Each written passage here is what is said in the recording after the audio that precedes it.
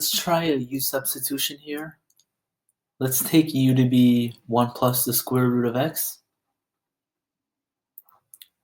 Then du, 1 over 2 radical x dx.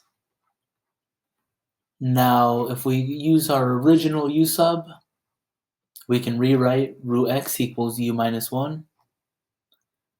So here we have 2 radical x equals 2 times u minus 1. So we can rewrite this.